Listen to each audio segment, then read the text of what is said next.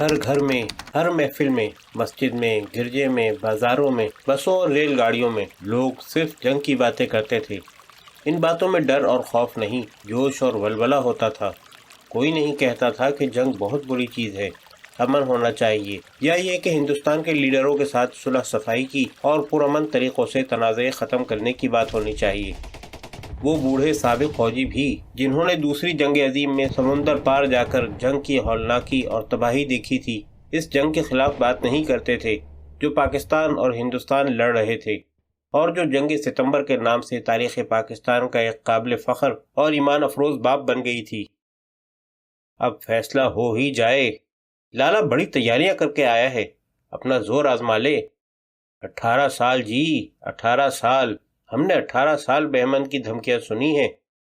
18 سال نہیں جی، سینکڑوں سالوں کی بات ہے۔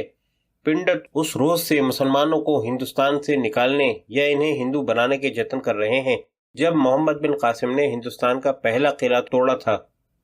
جانتے ہو مقابلے کی پوزیشن کیا ہے؟ جانتے ہیں جی، ہمارا ایک جوان دشمن کے 6 جوان، اور سرحدوں پر جا کر دیکھو، ہمارے شیروں نے مقابلے کی پوزیشن برابر کر لی ہے۔ ہم تو اپنا آپ لٹا دیں گے، قربان کر دیں گے سب کچھ۔ جوش اور جذبہ ایسا جیسے دق سے مرتے ہوئے مریض بھی صحت یاب ہو گئے ہوں۔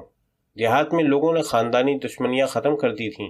یہی لوگ جو شجاعت اور شہادت کی باتیں کرتے تھے، محاذوں پر اپنے جیالے جانبازوں کی شجاعت کے واقعات سن کر حیران رہ جاتے تھے۔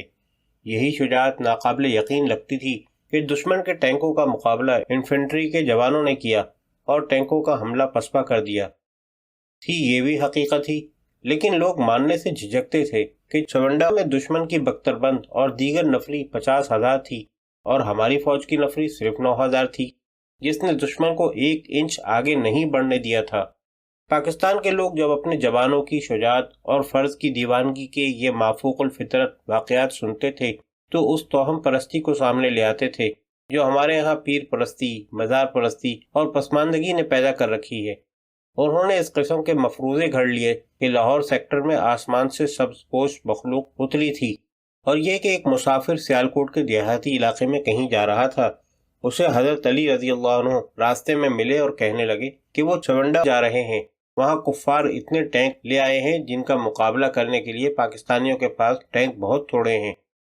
پھر ایسے ہوا کہ دشمن کے جو ٹینک آگے آتے تھے وہ اپنے آپ پھٹ کر جل جاتے تھے۔ لوگوں نے ایک سبز پوش راوی کے دونوں پلوں کے درمیان بھی کھڑا کر دیا تھا۔ دشمن کے طیارے ان پلوں کو تباہ کرنے کے لیے بم گراتے تھے تو سبز پوش پھونک مارتا اور بم دریا میں جا گرتے تھے۔ لوگوں کی سمجھ میں جو آتا تھا وہ ویسی ہی باتیں کرتے تھے۔ وہ نہیں مانتے تھے کہ دشمن کے ٹینکوں کو تباہ کرنے والے سبز پوش نہیں، خاکی پوش ہیں، اور جس خاک کی وہ پیداوار ہیں اس خاک کی حرمت پر وہ جانیں قربان کر رہے ہیں۔ ان خاکی پوشوں کے پاس کوئی پراسرار طاقت نہیں تھی، یہ ایمان کی قوت تھی، اور خدا اپنے اس فرمان کو پورا کر رہا تھا۔ تم میں اگر 20 ایمان والے ہوں گے تو 200 کفار پر غالب آئیں گے۔ وہ سب کے سب ایمان والے تھے۔ کھاریاں کے فوجی ہسپتال میں محاذوں جیسی سرگرمی اور بھاگ دوڑ تھی۔ ایمبولینس گاڑیاں اور دوسری گاڑیوں پر بھی زخمی چلے آ رہے تھے۔ یہ سب شدید زخمی تھے۔ یہ جسٹر چونڈا اور سیالکوٹ کے محاذوں سے آ رہے تھے۔ اصل جنگ تو چونڈا کے محاذ پر لڑی جا رہی تھی، جہاں دشمن نے اپنی پوری کی پوری بختربند قوت جھونک دی تھی۔ یہ اس کا بختربند ڈویژن تھا جس میں پہلے روز 600 ٹینک تھے، اور فائر بندی تک دشمن نے 1000 سے زائد ٹینک چونڈا کے میدان میں استعمال کیے تھے۔ بختربند ڈویژن اکیلا نہیں تھا، اس کے ساتھ ماؤنٹین اور انفنٹری ڈویژن بھی تھے۔ توپخانے اور مارٹر بیٹریوں کا کوئی حساب نہیں تھا۔ ان سب کے علاوہ دشمن کے بختربند ڈویژن کو روس، فرانس اور برطانیہ کے دیے ہوئے جدید لڑاکا بمبار طیاروں کا چھاتا حاصل تھا۔ یہ طیارے پاک فوج کے اگلے مورچوں پر آگ برساتے رہتے تھے۔ اس ہیبت ناک جنگی قوت کے مقابلے میں ادھر صرف 150 ٹینک تھے جو کم ہوتے گئے، ان میں اضافہ نہیں ہوا۔ پاکستان کے بادشاہوں نے جو 18 برسوں میں ایک دوسرے کے بعد تخت نشین ہوئے تھے، اپنی جنگی طاقت میں اضافے کی کبھی سوچی بھی نہیں تھی۔ وہ اپنے تخت و تاج کے تحفظ کے لیے ملک کے ذرائع اور وسائل کو استعمال کرتے رہے تھے۔ ان کا دشمن سرحد پار نہیں، سرحد کے اندر تھا۔ وہ اپنے سیاسی مخالفین کو اپنا دشمن سمجھتے تھے اور اس دشمن کے قلع قمع میں مصروف رہتے تھے۔ ان بادشاہوں کی دوسری سرگرمیاں تقریر اور بیان بازی تک محدود تھیں، اور وہ اپنے ملک اور دوسرے ملکوں کے دوروں میں شب و روز کا چکر پورا کر رہے تھے۔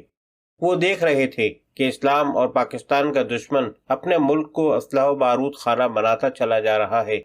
وہ سن رہے تھے کہ دشمن پاکستان کو ختم کرنے کی دھمکیاں دے رہا ہے۔ وہ اس حقیقت سے آگاہ تھے کہ اس کی دھمکیاں گیدڑ بھپکیاں نہیں، بلکہ یہ اس کے عزائم ہیں جن پر وہ باقاعدہ منصوبہ بندی سے عمل کر رہا ہے۔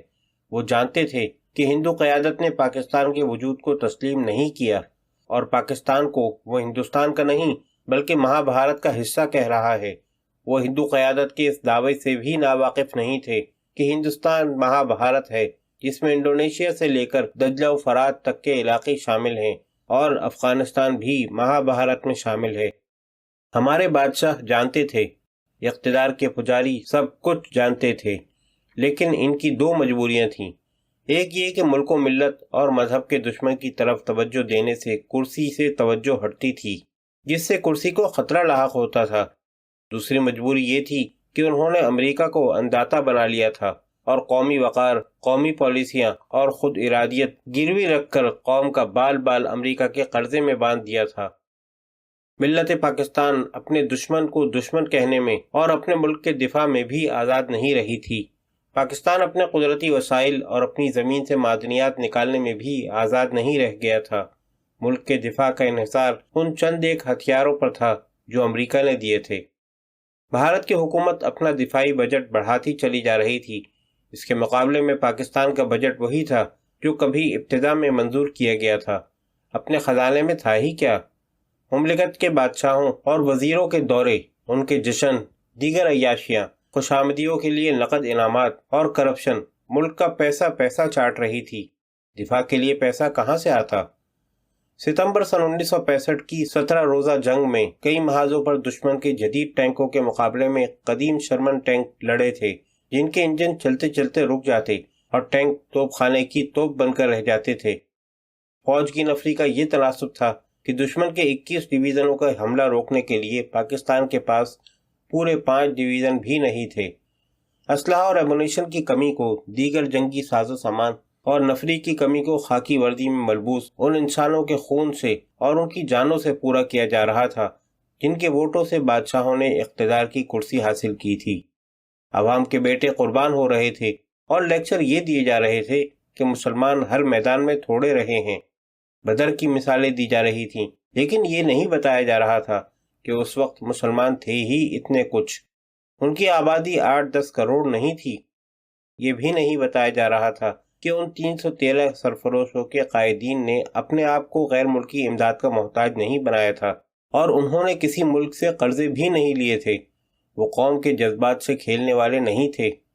1400 سال بعد ستمبر سن 1965 میں قوم اپنے حکمرانوں کی عیاشیوں اور کوتاہیوں کی پیدا کی ہوئی کمی اور کمزوریوں کو اپنی جان اور اپنے لہو کے نذرانے دے کر پورا کر رہی تھی۔